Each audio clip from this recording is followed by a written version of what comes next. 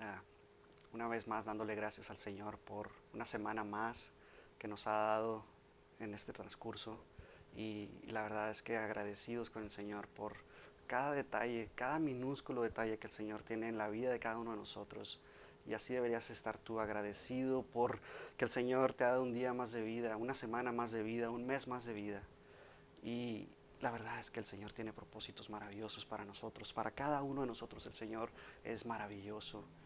Y yo espero que tú estés contento, gozoso de haberte conectado el día de hoy. Te felicito porque el Señor tiene algo para ti esta mañana. Algo especial tiene esta mañana para ti. Pon tu corazón, abre tu corazón, deja que el Señor obre en tu vida, que tus oídos estén dispuestos, susceptibles a recibir la palabra del Señor. El Señor es grandioso, maravilloso, pero si tú estás cerrado completamente no vas a recibir nada. Así que abre tu corazón esta mañana, deja que el Señor llegue y toque y tú le puedas abrir. Y Él está tocando en este momento para que tú puedas recibirle y cambiar tu mentalidad, transformar, renovar tu entendimiento. Inclina tu rostro para que el Señor venga y obre en tu vida. Padre, gracias, Señor. Gracias nuevamente, Señor, porque tú eres bueno, Señor, eres maravilloso, tú eres fiel, Señor. Siempre, Señor, tú estás obrando, Padre. Aunque no lo veamos, Señor, tú estás obrando, Padre. Y aún está aún más agradecido, Señor, porque lo que no vemos, Señor, tú obras, Padre. Tú nos guardas, tú nos cuidas en el camino, Señor. Tú nos permites, Padre, despertar cada mañana, Señor. Agradecidos estamos hoy, Señor, por todo lo que tú eres, mi Dios. Padre, que esta palabra, Señor, llegue a los corazones, mi Dios, por medio de mí, Señor. Que pueda ser yo un instrumento, Señor, que tú uses, Señor. Que tu Espíritu Santo, Padre, pueda fluir a través de mí, Señor, y llegar, Señor, a sus corazones, Padre. Gracias, mi Dios. Amén. La semana pasada estuvimos viendo por qué suceden las pruebas. Y la verdad es que nos quedamos, ¿por qué? ¿Por qué podemos ser afligidos? Y la misma palabra de Dios nos dice que vamos a ser afligidos, que vamos a pasar por esas pruebas, como lo decía en Primera de Pedro. En el capítulo 1 decía que vamos a pasar, que vamos a ser afligidos y que nuestra fe va a ser probada. Y va a ser probada como el oro, que es más preciosa. Y tú te puedes preguntar, pues, ¿por qué paso por esas pruebas? ¿Y por qué suceden ciertas cosas? Porque el Señor así lo estableció. El Señor fue vituperado, um, padeció por nosotros, entonces nosotros también vamos a padecer. ¿Por qué? Porque somos hijos de Dios. Y esas pruebas nos van forjando y vamos madurando, vamos creciendo en cada una de ellas. Y si recuerdas la palabra afligido significa que vamos a sufrir, que vamos a, a, a batallar un poco. Y así está establecido. No importa si tú no tienes fe, no importa si tú estás pecando, no importa si eres recto, varón perfecto, ante los ojos de Dios, aún así vamos a pasar por esas pruebas para llegar a un nivel de madurez que el Señor quiere para nuestras vidas. Entonces, solamente es para manifestar cómo Jesucristo obra en nuestras vidas cada vez que nosotros pasamos esa prueba, como cada vez que nosotros brincamos esa montaña que está ahí enfrente de nosotros. Recuerda que el enemigo no te puede tocar. ¿Por qué? Porque estamos cubiertos por la sangre de Cristo. Pero una vez que nosotros pecamos, le damos entrada al enemigo, abrimos unas puertas para que el enemigo entre y pueda obrar. Pero si tú tienes cerrado las puertas, el enemigo no puede hacer nada, ni siquiera se puede acercar a ti, porque la palabra de Dios dice que también que la prueba se va alejando cada vez más. Pero en cuanto tú abres puertas, también el enemigo va a llegar y vas a ser probado por medio de eso. Entonces vamos a padecer aflicciones, vamos a padecer por Cristo. Y esta mañana quiero compartirte algo muy especial.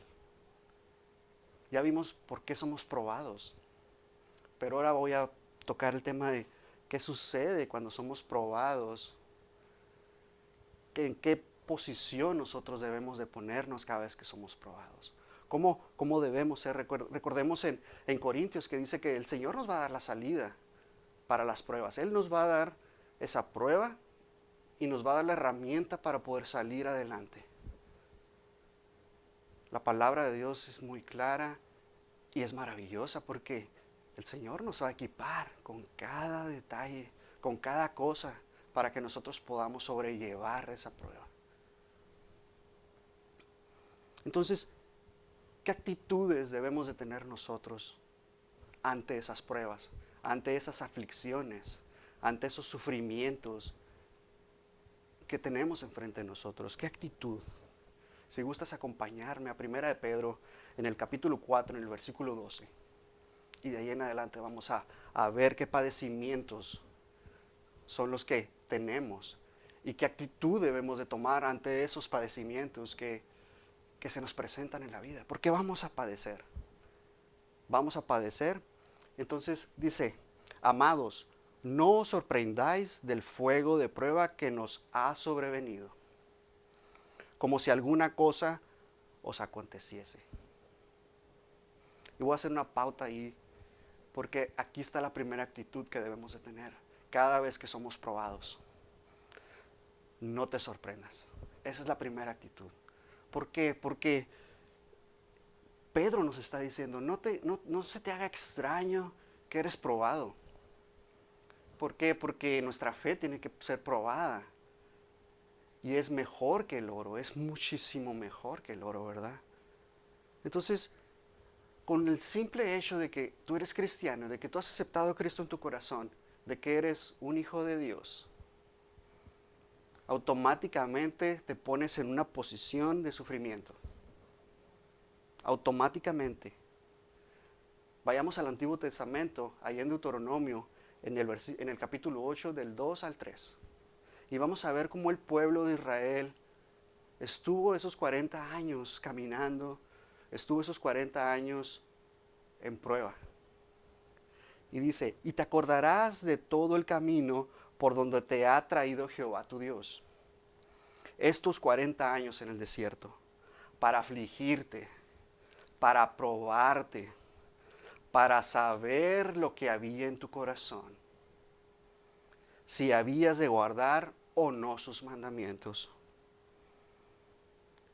El versículo 3 dice, y te afligió, y te hizo tener hambre, y te sustentó con maná, comida que no conocías tú, ni tus padres la habían conocido, para hacerte saber que no solo de pan vivirá el hombre, mas de todo lo que sale de la boca de Jehová vivirá el hombre. Amén. De acuerdo con estos dos pasajes, con este pasaje en Deuteronomio, la prueba de fuego nos sobreviene y tiene dos propósitos. El propósito número uno es que descubramos nosotros qué hay dentro de nuestro corazón cada vez que pasamos por pruebas, cada vez que pasamos por esas aflicciones, ver qué hay dentro de nuestro corazón. Y si te acordarás todo el camino por donde te ha traído Jehová tu Dios, para saber lo que había en tu corazón.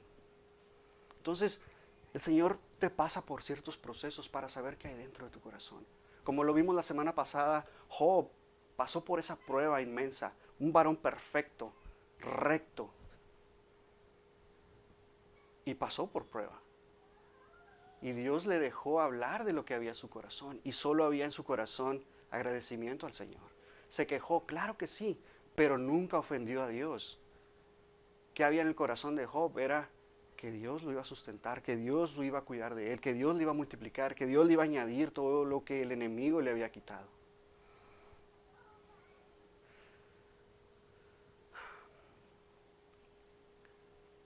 En medio de estas pruebas podemos encontrar un consuelo. Dios siempre está ahí, siempre nos guarda. El versículo 3 dice, y te afligió y te hizo tener hambre y te sustentó con maná. Y esto es lo mejor de todo. Comida que no conocías tú, ni tus padres la habían conocido, para hacerte saber que no solo de pan vivirá el hombre. Cuando Jesucristo fue tentado por el enemigo en el desierto, Jesús le dijo, no solo de pan vivirá el hombre. Entonces podemos refugiarnos en la palabra de Dios. Esa palabra que nos llena. El mundo va y se refugia en las drogas, en el alcohol, en los chismes. Va y consulta a la comadre y le dice, comadre, ayúdame, y está en un paño de lágrimas. Está llore y llore. Y la comadre pues solamente la agarra y la ropa y le da consuelo. Pero qué mejor que ir a la palabra de Dios y refugiarnos en ella y meditar en ella y encontrar la respuesta que el Señor tiene para cada uno de nosotros. Dios permite esas pruebas para que descubramos en medio de las pruebas que Él está ahí, que necesitamos ese alimento de vida. Porque no solo de pan vivirá el hombre, sino de lo que sale de la boca de Jehová. La palabra de Dios es pan de vida. Te va a llevar adelante, te va a sacar. Bienaventurado el que medita en la palabra de Dios. La segunda actitud que encontramos en medio de estas aflicciones es en el versículo 13. Dice, sino gozaos por cuanto sois participantes de los padecimientos de Cristo, para que también en la revelación de su gloria os gocéis con gran alegría. Para el mundo estar gozoso es que estás loco. ¿Cómo un cristiano puede estar gozoso en medio de la enfermedad? ¿Acaso te gusta el masoquismo, por ejemplo? Que tú estás pasando por una prueba y aún así estás gozoso. Eso es lo que piensa el mundo. Eso es lo que piensa el mundo de nosotros. Que nosotros siempre estamos gozosos y que estamos locos. Porque para el mundo, ser feliz es tener dinero, tener mujeres, tener un buen trabajo, tantas cosas que son materiales. Pero para nosotros el gozo viene del Señor, viene de la palabra de Dios. Cada vez que tú te acercas a la palabra de Dios, cada vez que tú pasas tiempo con el Señor, tú te llenas de gozo, tú te llenas de paz. Porque la paz que sobrepasa todo entendimiento viene a tu vida. Y no importa la prueba que tú estés pasando, el Señor está contigo, no te va a dejar ni te va a desamparar. Porque Él camina contigo. Solamente esfuérzate y sé valiente. Dios siempre va a ir contigo de tu mano. Dice, si sois vituperados por el nombre de Cristo, sois bienaventurados. Porque el glorioso Espíritu de Dios reposa sobre nosotros. Ciertamente, de parte de ellos, Él es blasfemado, pero por vosotros es glorificado. Y tenemos que estar gozosos siempre, porque estamos padeciendo juntamente con Cristo. Y eso es lo mejor de todo. El mundo siempre va a estar en contra de Dios. ¿Por qué? Porque no le gusta a las tinieblas, no les gusta la luz. Siempre va a estar así. Entonces Pedro nos está diciendo que estemos gozosos en todo momento por Cristo. Pero Pablo en Filipenses, en el capítulo 1, en el versículo 29, nos dice, porque a vosotros os es concedido a causa de Cristo, no solo que creáis en Él, sino también que padezcáis por Él. Entonces vamos a padecer por Cristo. Vamos a padecer de tal manera que ni siquiera nuestra familia en veces nos quiera.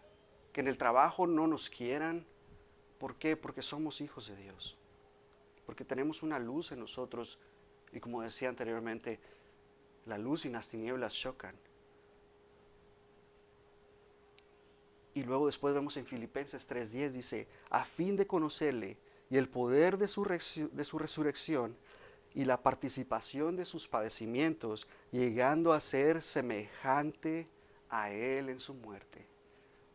Lo que Pablo quería hacer en este capítulo, en este versículo, es llegar igual a ser a su maestro, seguir los pasos de su maestro, de tal manera que padeciéramos como Cristo lo hizo. y vamos a padecer. ¿Sabes tú qué significa sufrir por Cristo? En realidad, ¿sabes tú? ¿Te has puesto en los pies de Cristo? Y como decía anteriormente, estar en Cristo es estar en luz, porque tú eres luz. Cristo era luz, sigue siendo luz y será y seguirá siendo luz. Él es la verdad, Él es el camino, el único camino. Y el mundo odia la luz y la verdad. Y nos van a odiar a nosotros. De tal manera que inclusive, como decía anteriormente, nuestra familia nos puede odiar. He escuchado historias de que simplemente te abandonan y te corren de tu casa. ¿Por qué? Porque has aceptado a Cristo en tu corazón. No sé, tu novia te puede cortar nomás porque aceptaste a Cristo en tu corazón. Si eres de otra religión, tu familia te puede arraigar, desarraigar de tu familia simplemente porque has aceptado a Cristo en tu corazón. Entonces, en tu trabajo te pueden odiar. Simplemente el día de ayer estaba conversando con compañeros del trabajo y uno de ellos me dice, yo soy un workaholic, que es de los que trabajan demasiado. Y el otro me dice, a mí me gusta mucho la pornografía, me dice, y deberíamos de poner en esta pantalla, estábamos en una oficina y me dice, deberíamos de poner en esta pantalla una película, porque a mí me gusta, me dice. Y me volteé a ver, estábamos los tres y me volteé a ver y me dice, pero tú te debes de salir. Tienen que saber que nosotros somos luz y que les debe dar temor la luz, que nosotros no vamos a participar de las obras del enemigo. ¿Por qué? Porque para ellos debe ser incómodo que nosotros estemos ahí y que en cualquier momento nosotros abramos la palabra de Dios y les demos palabra para que ellos puedan reaccionar y ver que lo que están haciendo está mal y que no estén a gusto cuando nosotros estemos ahí y ellos nos saben que los estamos viendo y que ellos puedan decidir hacer lo correcto. ¿Por qué? Porque nosotros vamos a estar ahí y les vamos a decir, hey, eso no es correcto. Y tienes que tener mucho cuidado cuando digas esas palabras, cómo juzgas a las personas. Nosotros no podemos juzgar a nadie. Simplemente usando la palabra de Dios, ellos van a ser juzgados por medio de la palabra de Dios. La tercera actitud ante el sufrimiento. Pero si alguno padece como cristiano, no se avergüence, sino glorifique a Dios por ello. La tercera actitud es que no te avergüences del Evangelio. No te avergüences de ser hijo de Dios. Tienes que estar firme, bien parado, bien cimentado de que eres un hijo de Dios. No importa lo que te digan, no importa que te digan que eres la monja de no sé dónde, no importa que te digan que tú eres religioso, no importa lo que te digan, tú sigue firme. Vas a ser burlado, sí, claro que sí, se van a burlar de ti de muchas maneras. Te van a decir mil y un cosas, como lo que pasó el día de ayer. Pero tú te quedas firme, tú no participas de esas obras del enemigo. Y tienes que estar firme. Fíjate lo que le dice Pablo a Timoteo en el capítulo, en 2 de Timoteo en el capítulo 1, dice, porque no nos ha dado Dios espíritu de cobardía, sino de poder, de amor y de dominio propio. Y esto es lo mejor. Por tanto, no te avergüences de dar testimonio de nuestro Señor, ni de mí, preso suyo, sino participa de las aflicciones por el Evangelio según el poder de Dios. No te tienes que avergonzar, mi hermano, mi hermana. No te avergüences jamás, porque hay una consecuencia si te avergüenzas del Evangelio. Cada vez que tú niegas a Cristo, cada vez que tú volteas y ves ese póster que está ahí de, no sé, una muchacha semidesnuda y empiezas, tu mente empieza a trabajar, te estás avergonzando de Cristo. Cada vez que tú robas algo y te lo metes a la bolsa y te lo llevas, te estás avergonzando de Cristo. Tenemos que tener muchísimo cuidado cada vez que hacemos eso.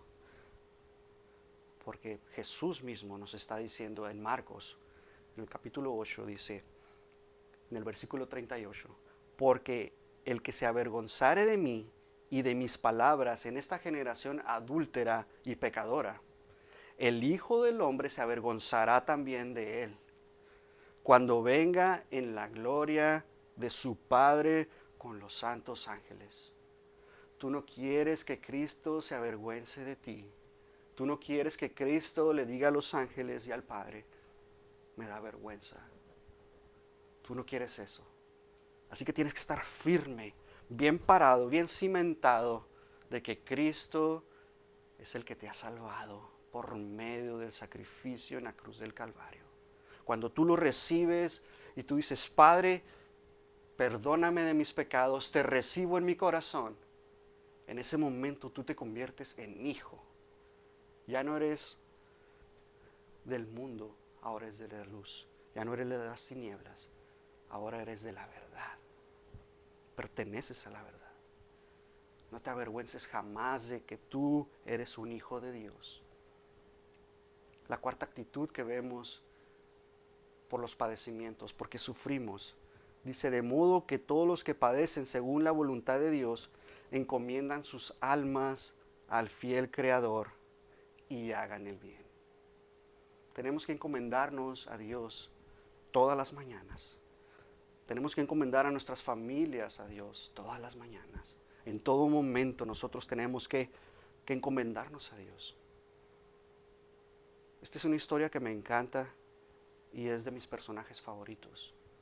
Y este es José. Yo creo que hemos visto la historia de José una y otra vez.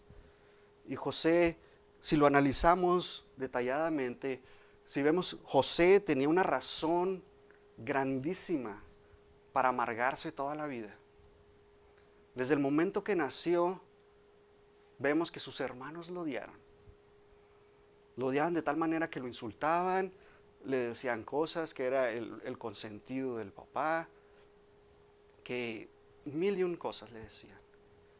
Y lo peor aún cuando sus padres, en realidad cuando Israel le pone esa túnica de colores, sus hermanos aún se enojaron más, de tal manera que lo vendieron, lo hicieron pasar por muerto.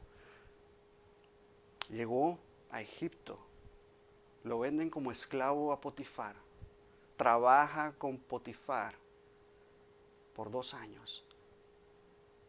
Y luego vemos cómo es asediado por un espíritu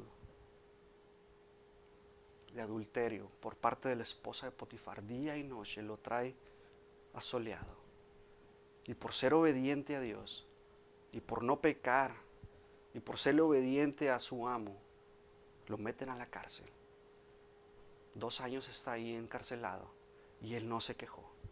Y él seguía firme, no se avergonzó de Dios. Y luego después vemos cómo él es levantado, dirige, es el segundo al mando de Egipto. Tenía todo para amargarse, para deprimirse, para quejarse de Dios. Pero vemos cómo en el capítulo 50 de Génesis, vemos cómo José tiene la clave perfecta para ser un buen cristiano. Hay cosas especiales, pero aquí está la clave bíblica para que nosotros podamos ser un buen cristiano. Y vemos cómo los hermanos de José, una vez que muere Israel, tienen miedo de José porque ya no tienen la protección de su padre. Y piensan que José los va a matar. El versículo 20 del capítulo 50 dice, vosotros pensasteis mal contra mí, mas Dios lo encaminó a bien, para hacer lo que vemos hoy, para mantener la vida de mucho pueblo. Solamente dándole gracias a Dios y la gloria y la honra, porque cada vez que el mundo piensa mal contra ti, cada vez que tu familia piensa mal contra ti, cada vez que tus compañeros de trabajo piensen mal contra ti, el Señor viene y lo transforma para bien. Todo obra para bien a los que estamos en Cristo Jesús. Todo va a obrar para bien. José se mantuvo firme toda su vida. No importó lo que le dijeron, no importó lo que le hicieron, los rechazos, las mentiras, las burlas, los maltratos, todo lo que sucedió, todas estas cosas que vemos purifican nuestro carácter de tal manera que Dios estaba detrás de todas las cosas. Él está siempre detrás de todos, siempre detrás de todas las cosas. Hebreos 12 nos dice que la raíz, que no haya ninguna raíz de amargura en nosotros. Tenemos que tener mucho cuidado con eso. Que no crezca raíz de amargura en nosotros. Tenemos que entender que los chismes, las calumnias, que los mismos hermanos van a hacer cosas en contra de nosotros. Y eso tiene que ir levantando nuestra familia. Todo eso contribuye en nuestra vida para que nosotros nos hagamos más fuertes, para que nosotros desarrollemos una capacidad para sufrir por Cristo. Eso es lo que tenemos que entender, que cada vez que padecemos por Cristo, vamos desarrollando aptitudes, vamos desarrollando capacidades, vamos cambiando nuestra vida. Y tenemos que encomendar a Dios todo lo que somos, nuestra familia, nuestro trabajo, en todo momento. Saber que todas estas cosas desarrollan una paciencia. Es importante que desarrollemos esa paciencia en nuestras vidas. Cada detalle que vamos padeciendo desarrolla paciencia. Y ahora vemos el resultado del sufrimiento. Vamos viendo cómo vamos cambiando cada vez que vamos padeciendo ciertas cosas. Cada vez que vamos creciendo, podemos ver cómo un cristiano maduro se comporta. Y vamos a ver cómo después de haber pasado todas estas pruebas, de ver cómo Dios te puede usar en todo. El versículo 10 de Pedro nos dice: mas el Dios de toda gracia, que nos llamó a su gloria eterna en Jesucristo, después que hayáis padecido un poco de tiempo, Él mismo os perfeccione, afirme, fortalezca y establezca. Entonces vemos como un buen cristiano, después de haber padecido por esas pruebas, desarrolla 4 cosas. Dice que nos va a perfeccionar, nos va a afirmar, nos va a fortalecer y nos va a establecer. Y el primer resultado, como veíamos, del sufrimiento en un cristiano maduro es que nos va a perfeccionar. La palabra perfeccionar en el griego significa que vienes a la madurez, que traes madurez, vas creciendo y has madurado. Un cristiano maduro que predica, un cristiano maduro que evangeliza, un cristiano maduro que tiene estudios bíblicos, un cristiano maduro que no se avergüenza del evangelio, que trae su Biblia y puede compartir un versículo, que se prepara día y noche para que el momento en el que el Señor pone en tu camino a alguien, tú le puedas testificar. Ese es un cristiano maduro, que ha pasado las pruebas y las ha pasado con 10. Que no se va a tambalear, vas perfeccionándote. En segundo lugar, vemos que nos va a afirmar. Dice, nos hará firmes. Tiene toda estabilidad emocional. Entonces vamos nosotros siendo firmes y somos estables. Cada vez que como digo, tu familia va y te dice algo, tú eres estable emocionalmente. Vas en la calle y ves una película ahí que tiene algo y tú simplemente cierras tus ojos y te volteas. Emocionalmente eres estable. Si tú vas y te metes a un lugar que no deberías de haber entrado, Lo más seguro es que salgas llorando como Pedro cuando negó a Cristo. ¿Por qué? Porque sabías que no tenías que haber entrado ahí, pero entraste. Entonces tú no eres emocionalmente estable. Tienes que tener esa estabilidad que el Señor te da. Tienes que crecer, tienes que caminar. Esta estabilidad emocional. Cuando tú eres estable, no andas por doctrinas, ¿verdad? Como niños fluctuantes que andan por doctrinas, por doquier. Que ya tienes 20 años en el Evangelio y andas aquí, andas allá, y luego ahora vas y experimentas en otro lado. Y tienes que ser emocionalmente estable. Cuando tú padeces por todo esto, un cristiano maduro se estabiliza, se fundamenta y no anda por doctrinas. En tercer lugar, vemos que nos fortalece. El sufrimiento nos hace fuertes, nos hace que el enemigo, cuando se quiera acercar, tú solamente estás parado con el poder del Espíritu Santo y el enemigo no te puede ni tocar. Tú estás fuerte, tú estás lleno, tú tienes un carácter especial. ¿Por qué? Porque el enemigo quiere tocarte y tú no caes a las tentaciones. El enemigo mejor se va y busca a alguien más. Por eso la palabra dice que la tentación va y se aleja cada vez más. Cada vez más se va alejando la tentación porque tú eres fuerte, porque tú tienes una espada lista, tienes la palabra de Dios lista y tu escudo va creciendo. Cada vez que tú te vas llenando del poder del Espíritu Santo, tu escudo está grandote. Ese es un cristiano fuerte. Ese es un cristiano que está preparado. Ese es un cristiano que no cae en las tentaciones. Ese es un cristiano que está listo para la batalla, para la buena batalla de la fe. Ese cristiano no cae. Cristiano fuerte y maduro. En cuarto lugar, dice que nos va a establecer y nos va a dar una estabilidad emocional en todos los aspectos. Salmos 1 nos dice: bienaventurados el varón, y lo voy a aplicar para todo, hembra y hombre, mujer y hombre. Dice bienaventurado.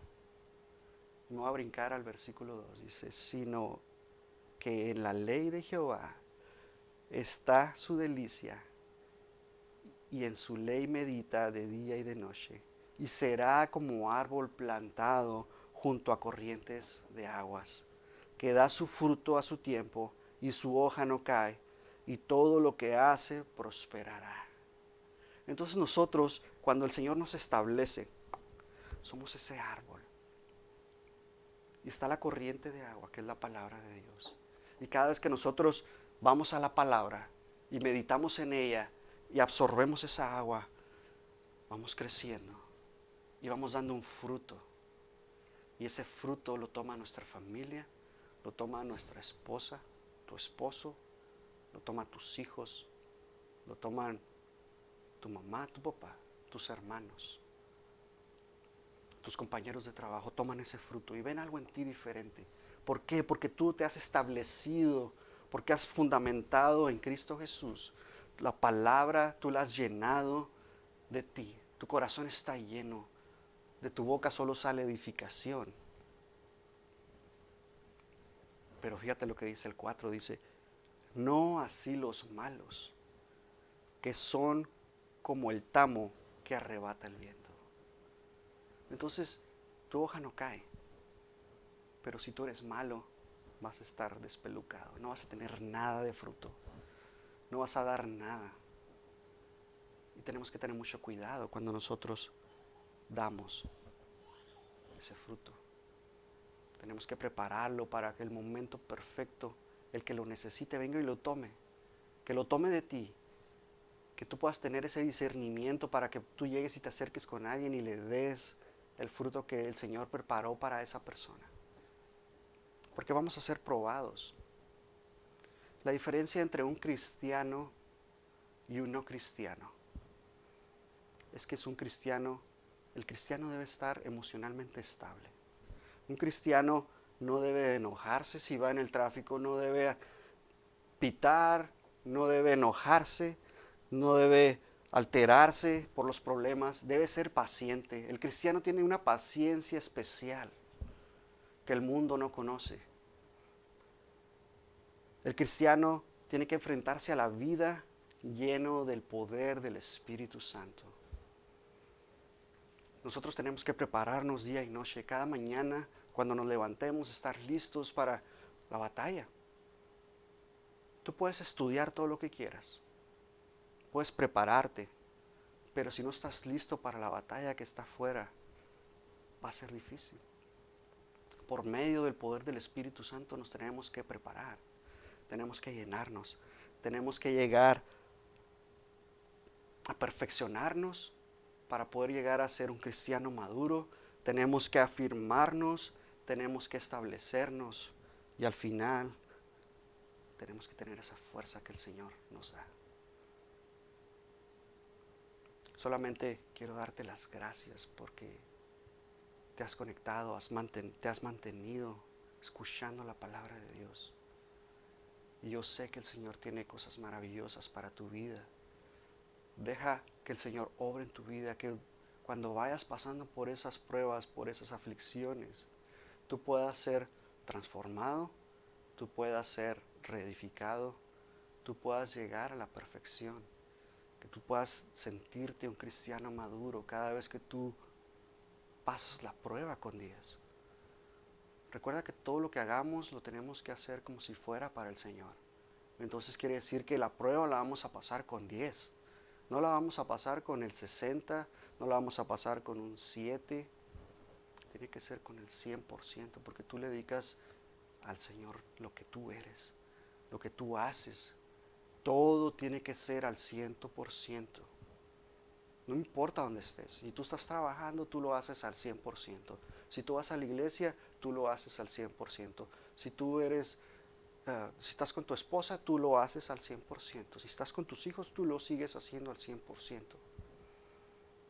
¿Por qué? Porque cada vez estás pasando pruebas con ellos.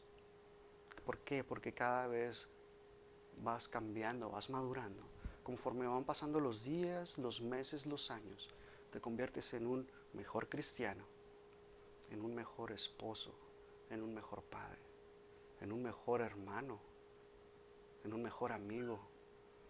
Cada vez tú vas cambiando, tú vas madurando, tú vas cambiando tu entendimiento y te vas adaptando a la palabra de Dios.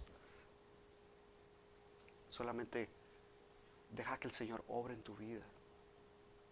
Deja que cada aflicción que pases, pásala con gozo. Permite que esa aflicción tú disfruta. No importa por lo que estés pasando. El Señor está contigo. No te va a dejar ni te va a desamparar. Él te va a llenar. Él va a suplir tus necesidades. Tú solamente dale todo al Señor. Ríndete completamente al Señor. Busca del Señor. Él te va a añadir todo lo que tú necesites. Pero primeramente búscale a Él. Solamente quiero bendecirte y que todo lo que toque en tus manos sea bendecido, sea prosperado, que todo lo que tú hables sea de edificación, que todo lo que salga de tu boca tú puedas bendecir a alguien. Tómate el tiempo para que tú puedas bendecir a alguien. Háblale a tu familia, bendíceles, platica con ellos y Dios te bendiga.